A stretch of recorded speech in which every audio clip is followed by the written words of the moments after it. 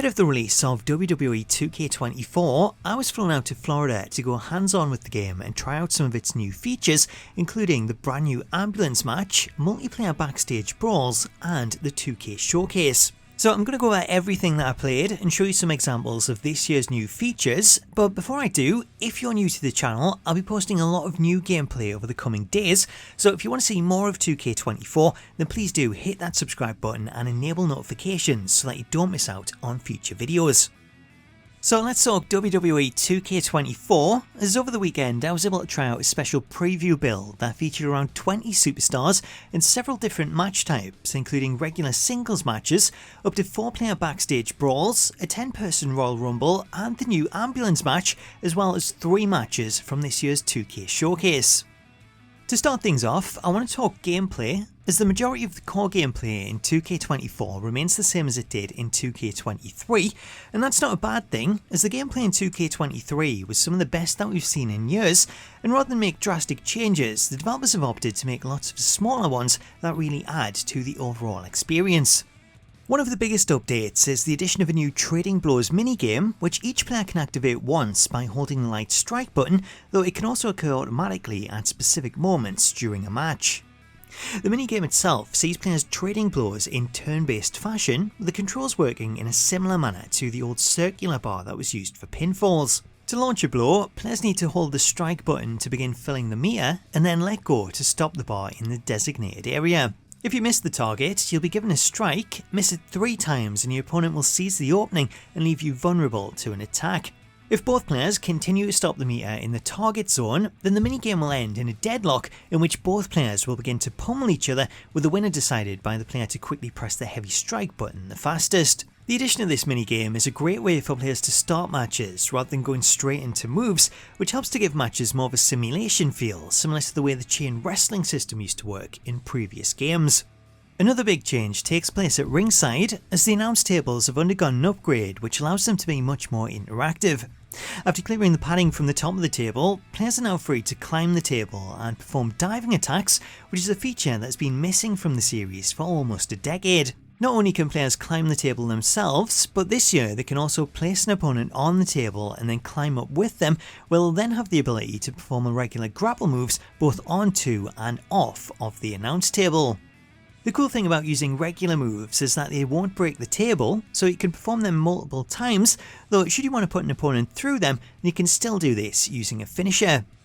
Get down from there! Get down from there! You don't have to do this! Broken table and broken bodies everywhere. On the subject of finishes, this year sees the addition of new super finishes, which are a much more powerful variant that you can use to finish a match.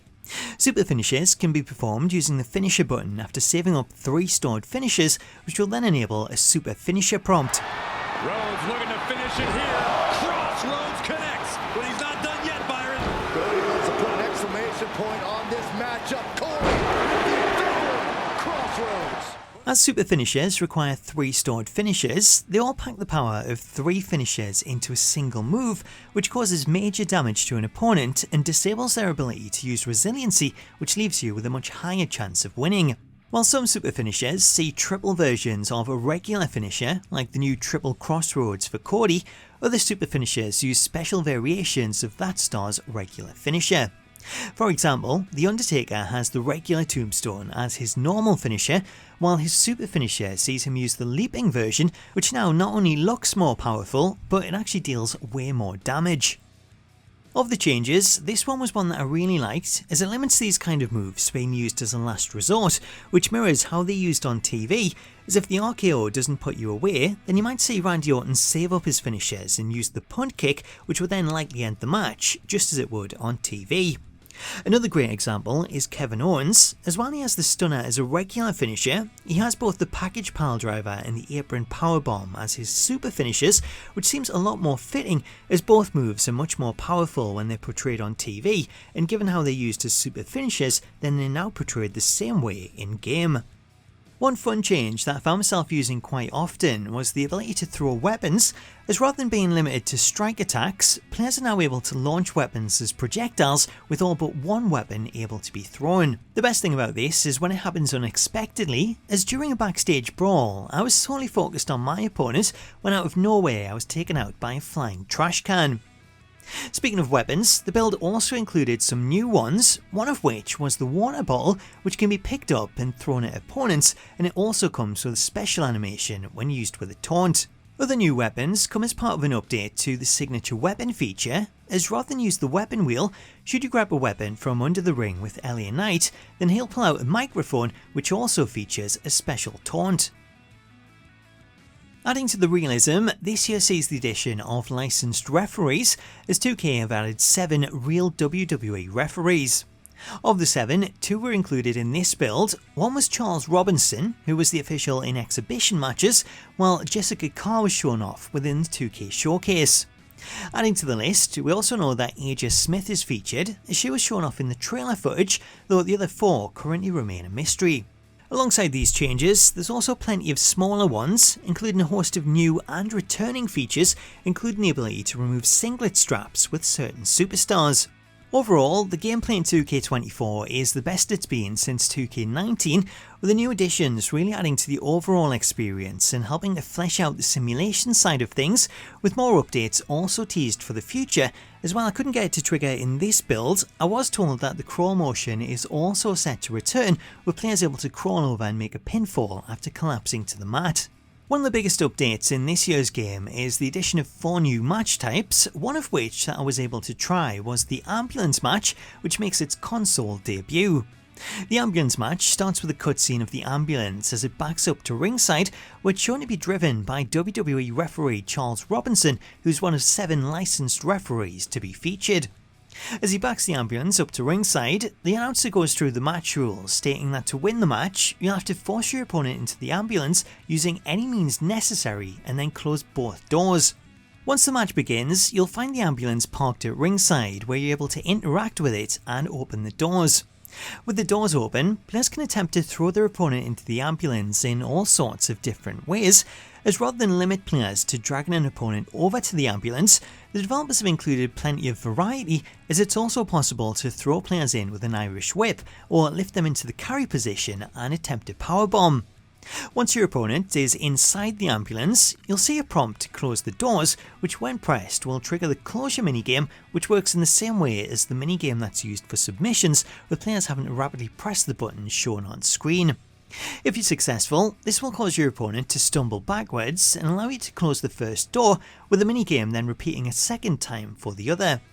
If your opponent wins this round, then you'll see them burst out of the ambulance and escape. However, if you're successful a second time, then you'll close the doors and be declared the winner. Overall, this is a really fun match type that the developers have gone all out with, as there's lots of ways to interact with the ambulance outside of the minigame, as players can use the ambulance to their advantage and slam their opponent into the doors, as well as climbing the ladder on the side, which allows both players to then duke it out on top.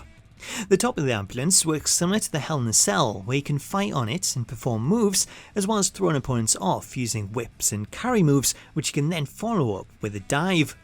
The only negative that I found with the match was the AI, as after climbing the ambulance, it didn't seem to know how to get down, though I've been told that that is something that's already been addressed, as speaking to the developers, I was told that this was a very early build and that the AI had since been updated. While not a new match type, another new addition is an update to Backstage Brawls, as 2K have increased the player limit from 2 to 4, which makes things a lot more fun and competitive. When loading into these matches, all 4 players will spawn in together before making their way to different parts of the backstage area, with the AI controlled players moving off screen and out of view, while the camera stays focused on those that are controlled by the player. The decision to handle the camera in this manner can make for some pretty cool moments, as weapons are thrown unexpectedly from out of view and players will launch themselves from ledges when you least expect it. While handling the camera in this way makes a lot of sense and stops the camera from pulling out to show the entire area, I did find myself wondering where the other players were and what they were up to. As for the backstage area itself, it's largely the same as it was in 2K23, though there are several elements that you can now interact with, as the security office now includes the ability to break the glass when throwing players into it, soda machines drop cans and bottles that can be picked up and thrown, and there's even a working lift, though it's not the one that you think it is, as the lift from last year remains the same, while a new lift has been added in place of the shutters that gives you a quick way of getting from the floor to the top walkway. Another update sees the old ambulance from the parking lot replaced with a new one from the ambulance match, along with all of the different interactions from that match, so you can climb it and perform moves and dives, as well as opening the doors and locking your opponent inside. Another new feature for 2K24 is the addition of a Spectator Mode, which is enabled by default when simulating matches between the AI. Loading into a match that features only AI players, you'll notice a toggle option on screen that, when open, displays a list of camera controls, which essentially put you in the role of a producer, where you're able to cycle through different camera angles and target specific superstars. The options here are really well done and allow you to present matches like the Royal Rumble as we see it on TV, where you can quickly change to a close-up shot of a close elimination, utilise the free cam to follow stars down the ramp during their entrance, or sit back and take in the action from any point within the arena. The camera controls also lead me on to one of the most popular changes from the initial reveal, as players now have the option to pause the game and change the fixed camera from the crowd-facing camera to a stage-facing camera, which gives the arenas a completely different feel that I'd imagine will greatly enhance custom arenas, as you'll now be able to see the stage during matches. This year's 2K Showcase is the showcase of the Immortals, which celebrates all 40 years of WrestleMania. Much like the original 30 years of WrestleMania that we've seen in 2K's first WWE game, 2K14, the Showcase of the Immortals highlights key matches and moments from the vast history of WrestleMania. Of the matches featured, the preview build contained 3 playable matches, including the Ultimate Warrior vs Rick Rude from WrestleMania 5, Rhea Ripley vs Charlotte Flair from WrestleMania 39, and Cody Rhodes vs Roman Reigns, also from WrestleMania 39. The showcase is introduced by Corey Graves, who goes over the backstory leading into the match and helps to set up the story, with the gameplay then following previous showcase entries in which players must complete historical objectives to progress through the mode and unlock new characters and arenas. Presented using 2K's slingshot technology that was first introduced in WWE 2K22, showcase matches feature a mixture of gameplay and real-world footage, with the slingshot tech allowing in-game cutscenes to seamlessly transition into real footage and back.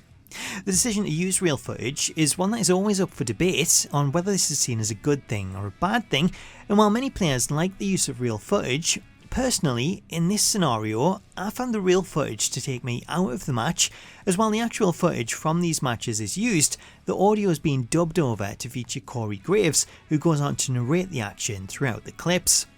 While I personally wasn't a fan of the cuts to live action, I did enjoy the matches overall, though there were points where it did feel a little bit flat, as like last year there's no commentary during matches with music playing in its place. Speaking of last year, one of the more positive elements was that we're not limited to playing as a single superstar, so there's plenty of variety between matches, with the showcase also bringing with it a large amount of arenas, legends and alternate attires, including some that were a genuine surprise as they were only shown in live action footage and not present at ringside.